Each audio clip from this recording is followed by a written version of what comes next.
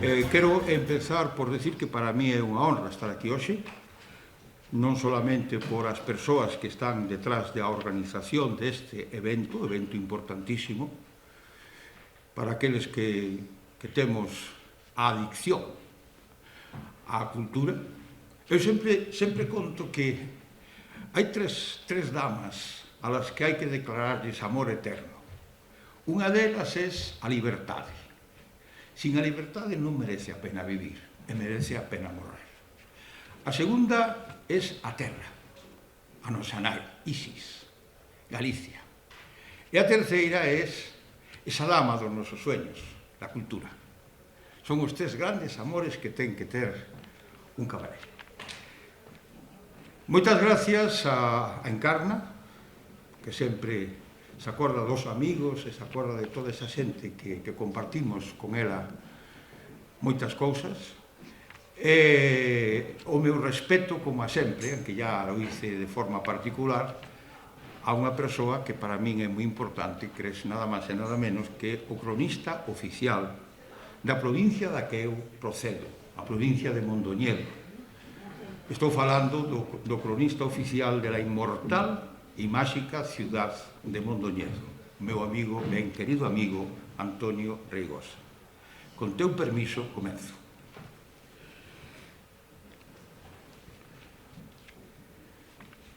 Esta red de museos se ha convertido en un punto de encuentro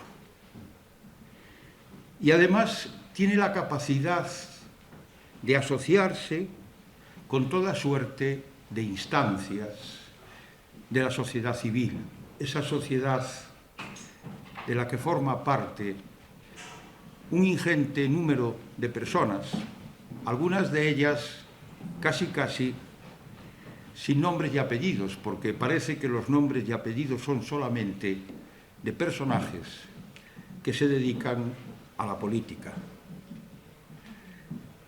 Por lo tanto, de alguna manera las asociaciones de vecinos, las asociaciones culturales, la que yo represento hoy aquí, os aventados, fillos do vento mareiro, estamos encantados con este tipo de iniciativas, con esas dos palabras mágicas, que es cultura y diálogo.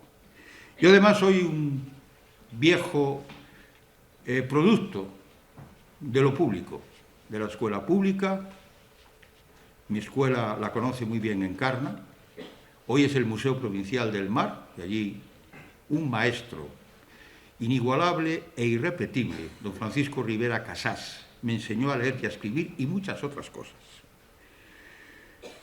Soy también producto de la enseñanza pública del Instituto Lucus Augusti y Arzobispo Gelmírez, uno en la ciudad de las murallas, en la ciudad de Lugo, y el otro en la ciudad santa de Occidente, Compostela.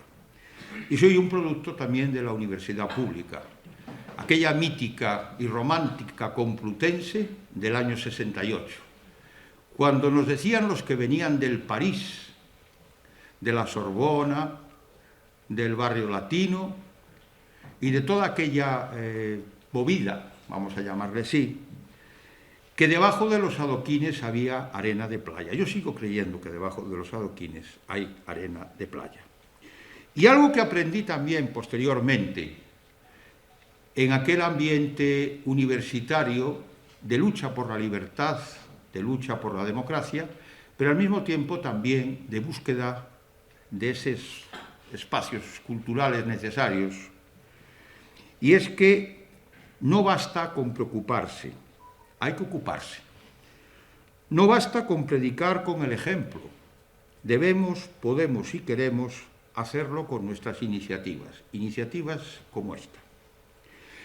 Bien, soy médico hasta que me muera, siempre he trabajado en el sector público y soy una persona inquieta, orgullosa del patrimonio histórico, artístico, ecológico, cultural de esta Galicia nuestra, este país nuestro, que como decía el poeta Chairego, Galicia somos nós, a xente máis a fala. Bien, Tengo una fuerte experiencia. He vivido intensa y extensamente el conflicto vasco. Esto forma parte de mi ADN. Muchos años en el País Vasco, donde fui casi todo, o casi nada, pero fundamentalmente me siento orgulloso de haber sido profesor de la Universidad Pública Vasca por oposición. Lo que empezó siendo un contencioso, es decir, un pleito por derechos entre la Comunidad Autónoma Vasca y el Estado español de las autonomías, se convirtió en una gravísima y perversa situación que duró muchos años y produjo demasiadas víctimas. Hubo una partición del tejido social vasco en al menos 3 grupos: los que ejercían la violencia para imponer sus ideas, los que se adaptaron, usaron y utilizaron tal estado de violencia, haciendo incluso repugnantes negocios, y los que nos propusimos enfrentar la situación por dignidad moral y ciudadana. Hubo una sustitución de la historia por el mito. Los derechos históricos del pueblo vasco llegaron a elevarse hasta cotas de dogma de fe y máximo credo para justificar la situación de terror a la que algunos denominaron la socialización del sufrimiento. La impregnación del pensamiento, conductas, vulneración de los derechos fundamentales por la subcultura de la violencia, a veces cayendo en la espiral del silencio y a veces cayendo en la espiral de la propia violencia. Durante años se hizo uso de las competencias del Estatuto de Autonomía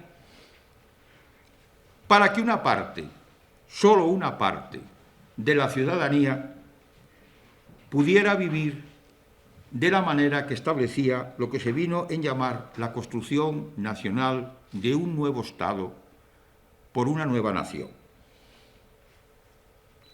Durante años se hizo uso de esas competencias para dotar culturalmente al pueblo vasco, a los ciudadanos, a la sociedad, al país, con un relato donde el núcleo central era la Euskal Herria ocupada, vilipendiada, asolada y humillada por los españoles.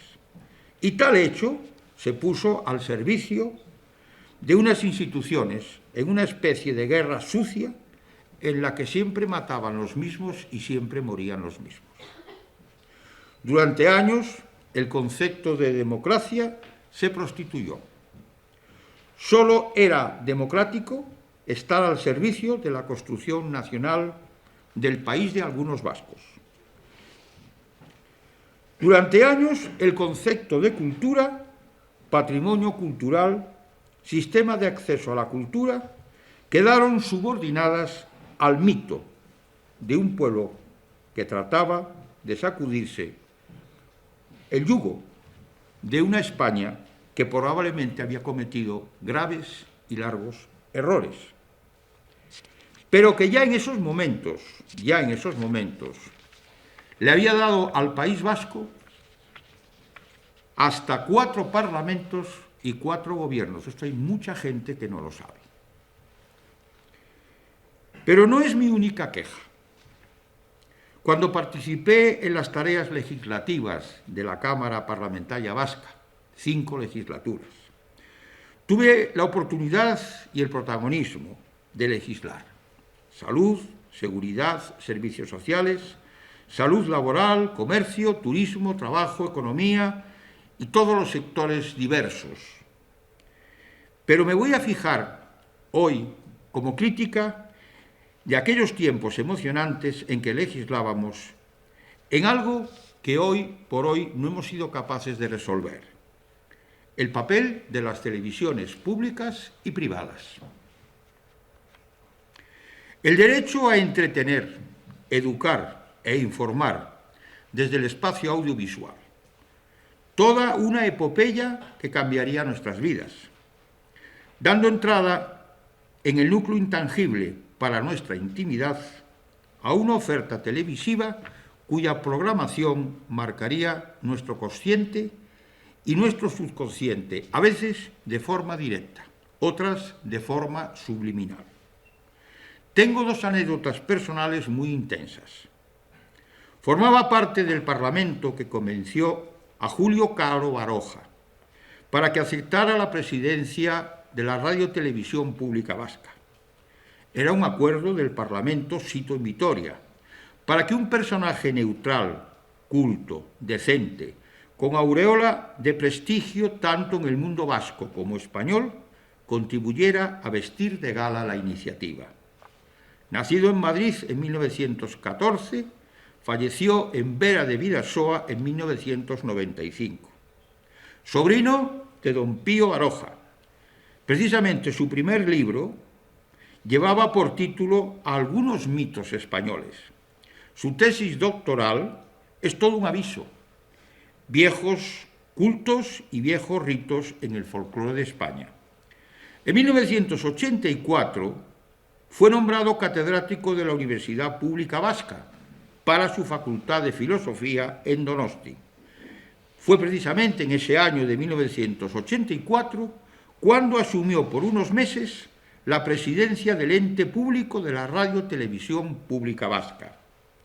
Su frase, a los 6 meses, fue toda una sentencia al engaño.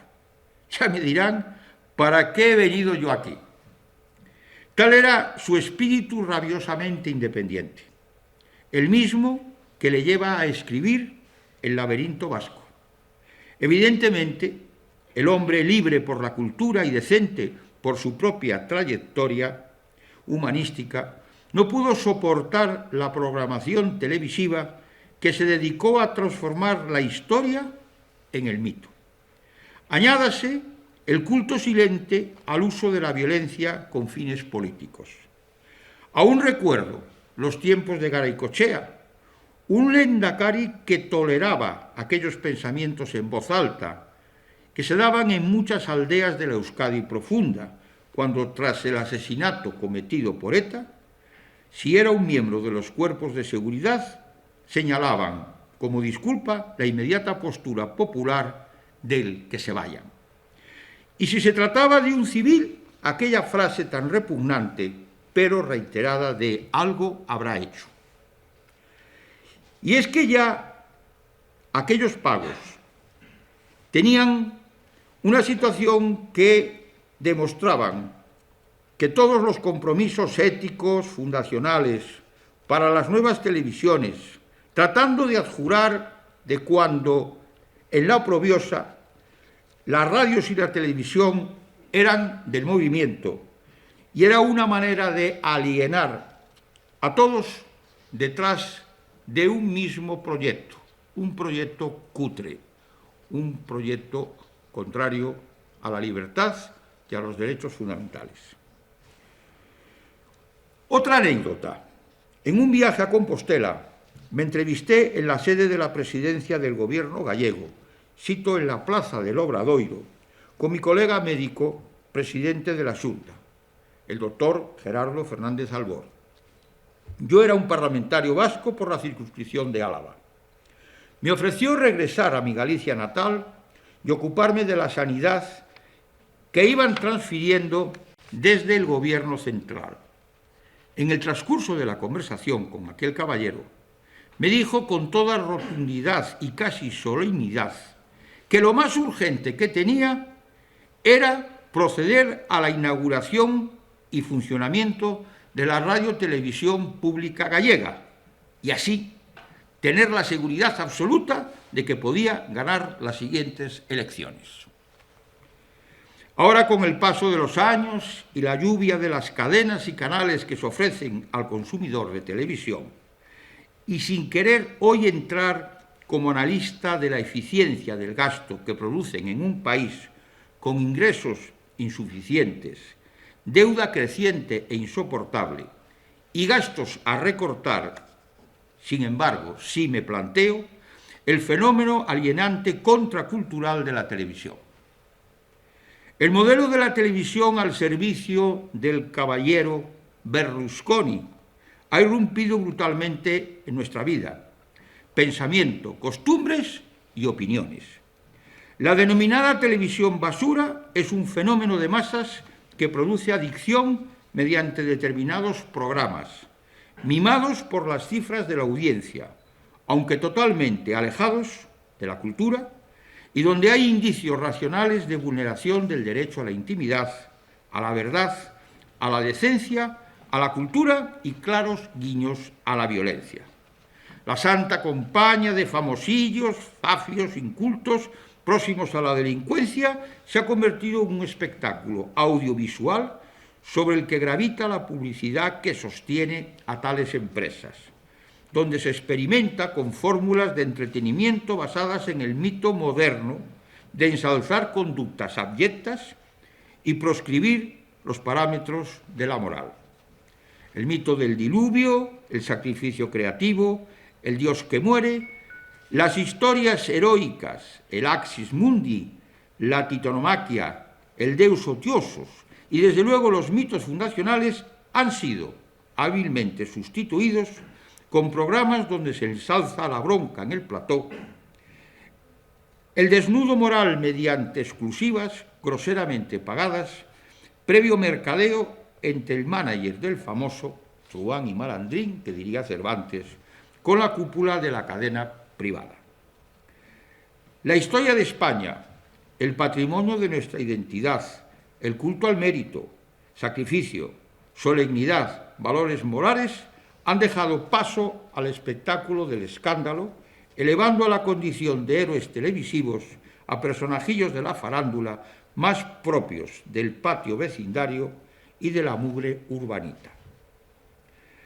Tan grave como adoctrinar con noticias manipuladas de orden político es cultivar conductas deleznables y pasarse por el arco del triunfo los derechos fundamentales que contempla nuestro ordenamiento legal, con programas en los que se encierra en una casa de la Sierra de Madrid a una docena de mequetrefes para que terminen por mostrar su incultura o sus bajezas, premiando al que da más juego, como si de un ring se tratara, pero aquí los guantazos suelen ser al vocabulario, al comportamiento o a la educación elemental.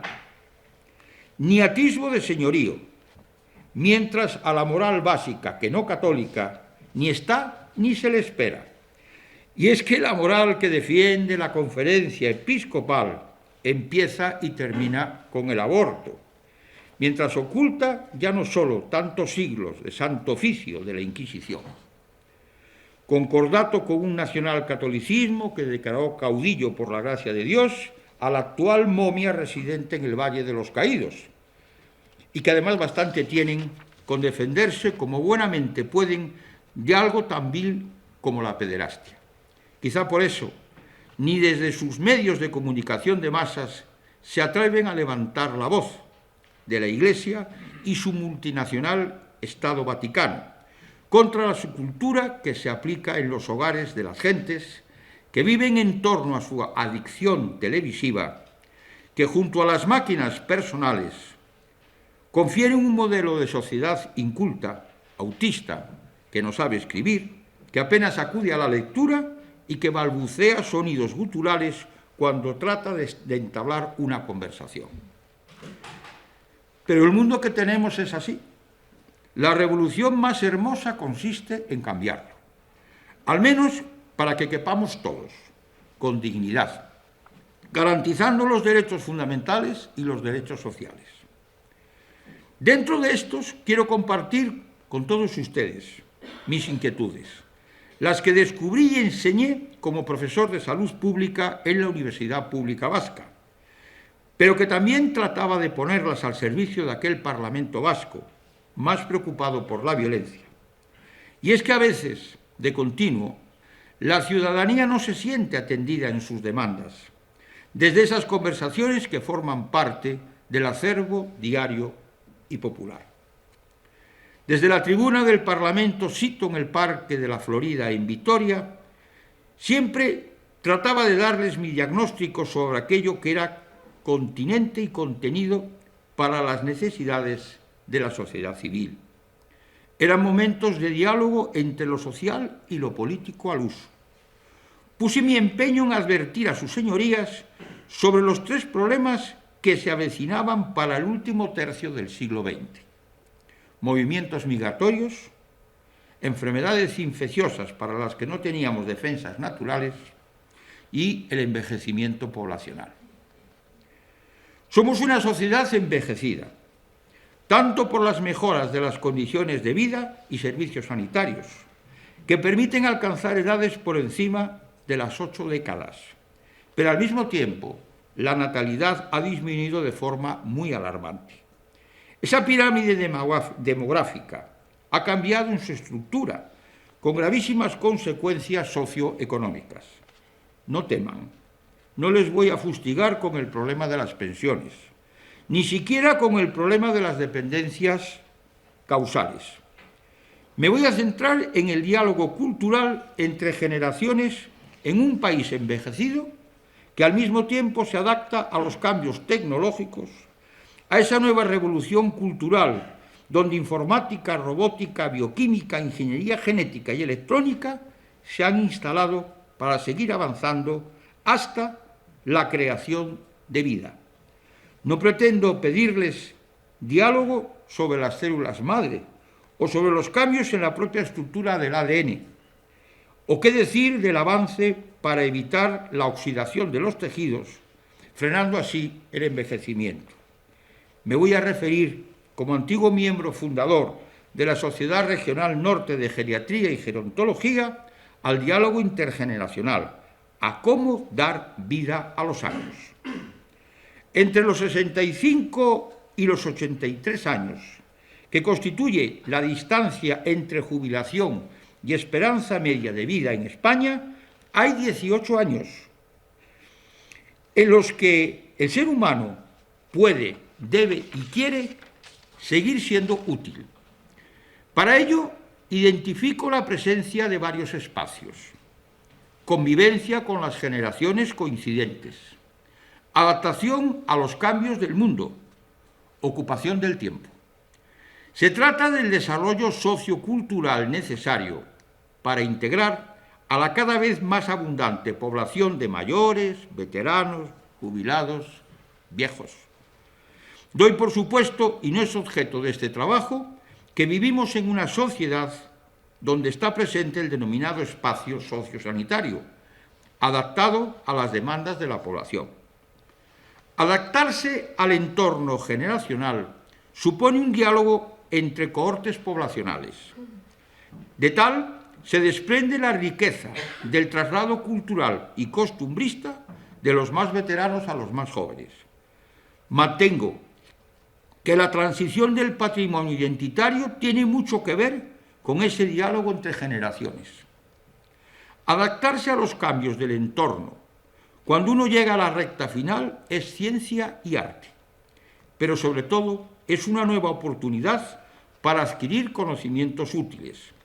Así se explican varios fenómenos: las aulas de mayores, los viajes con visitas a equipamientos culturales a los que antes no se pudo acceder, el mundo sin fronteras que se encuentra en el ciberespacio.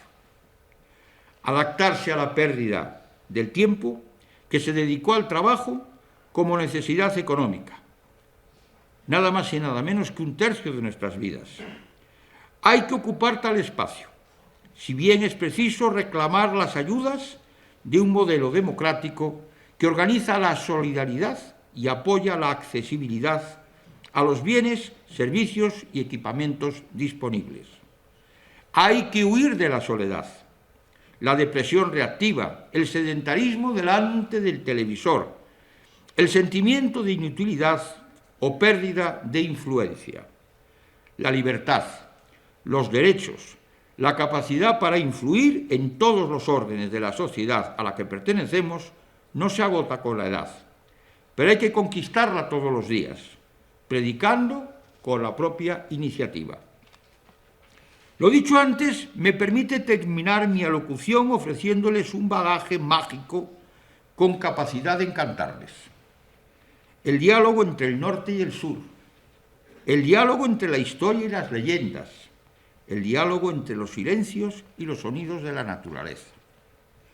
Un gallego es un ser vivo que siempre está de paso hasta que regresa a casa. Nuestra causa, nuestra madre, nuestra Ítaca, es Galicia, y dentro del antiguo reino esa provincia de Mondoñedo, hoy invisible, pero con todos los personajes que describió Álvaro Cunqueiro, con la música que interpretaban Pascual Veiga, Araújo o el Payarego, con calles por las que bajan en nuestros otoños las hojas de los árboles de la Alameda, y a medida que avanzan con el viento por la calle del Obispo Sarmiento, se van transformando en finas láminas de oro por el sortilegio que produce el sonido de la ronda y la paula, campanas añejas de nuestra catedral. Nuestro diálogo es con la mar y con o vento mareiro, que nos traen recuerdos históricos de los pueblos celtas en sus castros, marinos, recibiendo la visita de otros pueblos mareantes llegados de ese norte que limita con Inglaterra mar por medio. Los que nos enseñaron a cazar ballenas, y así nos convertimos en causa y pleito de la primera gran actividad de transformación, esa carne del mamífero bajo cocción que dio lugar al saín, auténtico petróleo de la Edad Media. Y todo ello es riqueza, fama, blasones, pleitos con la Iglesia y con los vascos, y toda una épica de la que da fe nuestro Museo Provincial del Mar, sito en la isla de las Figueiras, en Isla San Ciprianos. Ese puerto de Ría, que será lugar para la llegada y salida a las mercancías de las reales fábricas de Sargadelos. También carpinterías de ribera donde se construyen los de con madera de las fragas, buques para el transporte del material de guerra, o la loza, que será santo y seña de un proyecto ilustrado que permanece hasta 1875, con una huelga revolucionaria, la primera de la península ibérica, en 1798. Tras la emigración, el cabotaje, la pesca, el turismo, llega la industria para transformar nuestras vidas e impactar en nuestra cultura mariñana. La factoría de Inespal, instalada como un proceso de transformación de la bauxita en aluminio, pero el impacto social ha sido y sigue siendo brutal. Pero sobre todo, y a fechas de hoy, hay dos hechos complejos para la convivencia. La inmensa mayoría de los nuevos habitantes desconocen lo que denominamos un mar de cultura. Vivir como gallegos y en gallego. Los actuales habitantes del lugar más al norte son gentes llegadas de otros contornos, con otros acentos, con su propia identidad, que a veces les resulta difícil mezclar con la nuestra, cuestión que supone dificultades para mantener nuestras viejas y arraigadas tradiciones, incluso nuestro idioma. ¿Qué hacer? Reconozco que Ortega tuvo razón para señalar el malestar de la cultura. Muchas veces son formas para evitar el ejercicio de la democracia más allá de poder votar. Se trata de ponerle sordina a la cultura, sustituirla por diferentes usos subculturales, cambiar la historia construyendo mitos o inventario para la sociedad de consumo que celebra fiestas diseñadas por las grandes superficies comerciales, ni siquiera por el hermoso y tradicional pequeño comercio, mientras olvidamos las efemérides que recuerdan nacimiento, creación y desaparición de los grandes músicos, poetas, escritores, libertadores, pensadores. Así se explica que los regalos a la infancia huyan de la industria del juguete y perversamente comiencen así el proceso calculado de adicción al smartphone, a las redes sociales, a los videojuegos, a la absoluta falta de imaginación.